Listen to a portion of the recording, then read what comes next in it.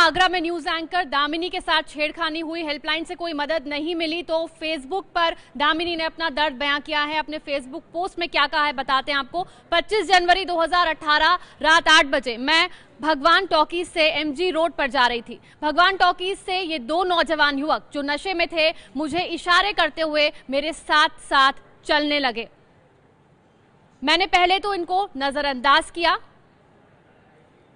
लेकिन थोड़ी देर बाद ये मुझसे बात करने की कोशिश करने लगे। मैंने अपना रास्ता बदल लिया, ये लोग भी पीछे पीछे आ गए। मैंने इनकी गाड़ी की फोटो खींची तो युवक बोला कि नंबर फर्जी है। फिर जब मैंने उसकी फोटो ली तो वो अलग अलग पोज देने लगा। शर्म और डर नाम की कोई चीज इनके चेहरे पर नहीं दिखी। बात यहीं खत्म नहीं हुई। मैंने घर आकर महिला हेल्पलाइन नंबर 1090 पर फोन किया और अपनी शिकायत दर्ज करानी चाहिए। 4 दिन बीत जाने के बाद भी कोई कंप्लेंट रजिस्टर नहीं हुई। युवक तो चले गए बेशर्मों की तरह, पर मुझे शर्म आई हमारी महिला हेल्पलाइन पर, पुलिस पर, सरकार पर, जिसका कोई खौफ इन बेशर्म लड़कों की शक्ल पर नहीं दिख रहा था। इन्होंने मेरे साथ जो किया वो गुनाह इतना बड़ा नहीं था, पर ऐसी मानसिकता वाले लड़के जिन्हें पुलिस का कोई खौफ ही नहीं, यही लड़के आज अगर किसी को छेड़ रहे हैं तो कल किसी का बलात्कार भी करेंगे। नेता पहुंच जाएंगे कैंडल जलाकर अपना चेहरा चमकाने के लिए। दामिनी का ये फेसबुक पोस्ट जो कि अब वायरल हो रहा है, जिसके बाद पुलिस हरकत में आई। आगरा की महिला एंकर दामिनी जिसके साथ छेड़खानी हुई, महिला हेल्पलाइन से भी कोई मदद नहीं मिली, अपना इस फेसबुक पोस्ट के जरिए दर्द बयां कर रही है दामिनी। नेहा। बिल्कुल अमांद्रा, और ये जो दामिनी जो महिला एंकर है, इन्होंने काफी बहादुरी दिखाई। 2 में से एक आरोपी की तस्वीर उन्होंने ली। वो खुद अपने फेसबुक पोस्ट में कह रही हैं कि जब वो उनकी फोटो खींच रही थी, जब वो उनकी बाइक का नंबर नोट कर रही थी, फोटो खींच रही थी, तब आरोपी किस तरह से उनको अलग अलग चेहरा बना करके एक तरह से इस तरह की हरकतें कर रहे थे, वो अपने आप में वाकई कई सवाल खड़े करता है। हमारे साथ यूपी के आगरा से महिला एंकर दामिनी खुद जुड़ गई हैं। सबसे पहले दामिनी, आपके साहस के लिए मैं आपको बधाई देना चाहूंगी। बहुत कम ऐसा होता है, मैं खुद एक महिला हूं, और ऐसी स्थिति में घिरने के बाद जब आप महिला हेल्पलाइन में कॉल करने की कोशिश करें और कहीं से मदद ना मिले, और ऐसी परिस्थितियों में भी आपने दोनों में से एक आरोपी की तस्वीर खींच ली, आपने बाइक का नंबर ले लिया। मुझे बताना चाहेंगे आप कि उस वक्त आपका अनुभव कैसा था जब आप अकेली थी और इन आरोपियों को डराने के बावजूद, चेतावनी देने के बावजूद ये मान नहीं रहे थे? मैम, एक्चुअली इन्होंने मेरा थोड़ी देर तक पीछा किया था। ऐसी घटनाएं आमतौर पे लड़कियों के साथ होती रहती हैं, वो कोई बड़ी बात नहीं है। लोग इग्नोर करके चले जाते हैं। इग्नोर मैंने भी किया पहले, लेकिन इन्होंने मेरा पीछा करते करते काफी थोड़े टाइम तक ये लोग मेरे साथ चले, और ऊपर से ये लोग ड्रिंक किए हुए थे। साथ चले, उसके बाद ये लोग मुझे चेज कर रहे थे। मैंने रास्ता बदला अपना, ये लोग वहां पे भी पीछे रास्ता बदला, इन्होंने भी साथ साथ चलते रहे। उसके बाद इन्होंने, जब मैंने इनका फोटो लेना चाहा उनकी गाड़ी का नंबर, तो इन्होंने मुझे बोला कि नंबर फर्जी है।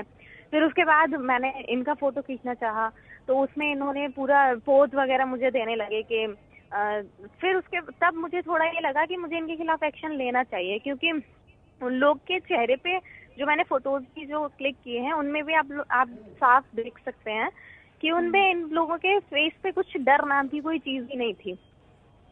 तो तब मुझे लगा कि ऐसे लोगों के लिए आगे करना चाहिए, क्योंकि छेड़छाड़ आमतौर पे होती रहती है, कोई बड़ी बात नहीं होती, लोग इग्नोर करते हैं इन चीजों को। लेकिन अगर ऐसे लोगों को दोषी नहीं माना गया या इन लोगों को इग्नोर किया गया तो ये चीजें और आगे बढ़ के यही बलात्कार का रूप लेती हैं। ऐसे ही लोग करते हैं। और इसीलिए दामिनी हम ये कह रहे हैं कि आपने वो जो फेसबुक पोस्ट किया वो वाकई बहुत बड़ी बात है। एक बहादुरी आपने उस वक्त दिखाई जब ये घटना आपके साथ हुई, और फेसबुक पोस्ट करके आपने बहुत सी महिलाओं को और सरकार को, पुलिस को संदेश दिया है। मैं आपसे ये भी जानना चाहूंगी दामिनी, वो जो हेल्पलाइन नंबर है 1090, उसके आईजी प्रभारी जो है नवनीत सिकेरा, आप मेरे साथ बने रहिए, उन्होंने माफी मांगी आपसे। वो कह रहे हैं हमने दामिनी से घटना के लिए माफी मांगी है, लापरवाही बरतने के लिए अपने 2 अधिकारियों को निलंबित कर दिया है। 1090 के प्रभारी आईजी नवनीत सिकेरा आगे कह रहे हैं हम हर साल 10 लाख मामलों को देखते हैं और ये घटना अपने आप में दुर्लभ है। नवनीत सिकेरा जी हमारे साथ फोन लाइन पर जुड़ गए। नवनीत सिकेरा जी, दामिनी मेरे साथ लगातार बनी हुई है, आप लोगों ने माफी तो मांगी है, लेकिन सिकेरा साहब इससे आगे बढ़कर, क्योंकि दामिनी हमारे साथ इस वक्त फोन लाइन पर मौजूद हैं,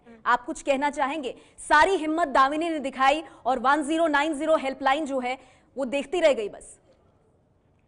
देखिए, मैं ये कहना चाहूंगा कि हम लोग के पास, जैसा मैंने बताया, बहुत सारी कॉल्स आती हैं और बड़ी शिद्दत के साथ हम लोग ये सभी महिलाओं की कॉल्स को अटेंड करते हैं, हल करते हैं, और ये संख्या बहुत बड़ी है। और सिस्टम बहुत अच्छे से काम करता है। लेकिन चूंकि सिस्टम में ह्यूमंस काम करते हैं, कभी कभी उनसे एरर होती है, लेकिन वो एरर क्षम्य नहीं है। इसीलिए जब दामिनी का केस मेरे सामने कल तकरीबन 11:30-12 बजे के सामने मेरे नोटिस में आया जी, मैंने खुद व्यक्तिगत रूप से एसएसपी आगरा साहब से बात किया और कहा कि हर हालत में इनको जेल में होना है। और मैं प्राउडली कह सकता हूँ यूपी पुलिस के लिए कि 6 घंटे के अंदर वो दोनों के दोनों लोग जेल में गए। सिकेरा साहब, ऐसे प्राउडली शब्द का हम कहाँ यहाँ इस्तेमाल करें? दामिनी आप कह सकते हैं कि लकी थी सर, भाग्यशाली थी कि उन आरोपियों ने कुछ किया नहीं। होने के बाद तो आरोपियों को पकड़ना फर्ज है सर, सरकार का, पुलिस प्रशासन का। दामिनी एक चीज बताइए, सिकेरा साहब कह रहे हैं बहुत सारी घटनाएं होती हैं और बहुत सारी घटनाओं पर 1090 का एक्शन भी होता है। 1090 हेल्पलाइन बहुत अच्छे से काम कर रही है, आपको ऐसा लगता है दामिनी? देखिए मेरा सिकेरा साहब एक बार दामिनी को सुन ले, मैं फिर आपके पास आऊंगी सर। दामिनी को सुन लेते हैं। जी दामिनी।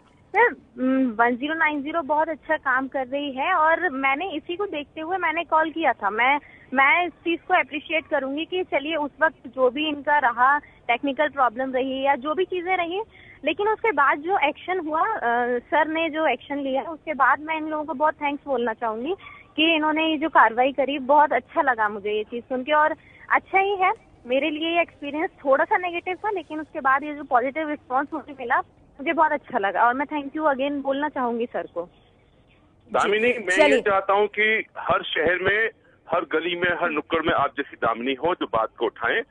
और मैं आपके चैनल के माध्यम से फिर से कहना चाहता हूँ कि हम लोग बहुत सजग हैं महिलाओं के ऊपर होने वाले किस किस्म के हरासमेंट को लेकर। बहुत सेंसिटिवली हम लोग काम करते हैं और खासतौर से सिकेरा साहब, मैं उम्मीद करती हूँ आज जो आप दामिनी को कह रहे हैं वो उत्तर प्रदेश की हर महिला सुन रही होगी। यूपी में मैं भी रहती हूँ, मैं, मेरा परिवार और बाकी तमाम महिलाएं ये उम्मीद करते हैं आपसे कि कल को अगर हमें भगवान न करे 1090 की मदद लेनी पड़े तो हमारा अनुभव दामिनी जैसा ना रहे, आपकी तरफ से फौरन मदद मिले, जो वादा आपने यूपी की हर महिला को किया है। बहुत बहुत शुक्रिया दामिनी आपका भी और नवनीत सिकेरा साहब आप दोनों का हमारे साथ जुड़ने के लिए। तो उत्तर प्रदेश की कानून व्यवस्था दामिनी के इस प्रकरण के बाद एक बार फिर से सवालों के घेरे में है।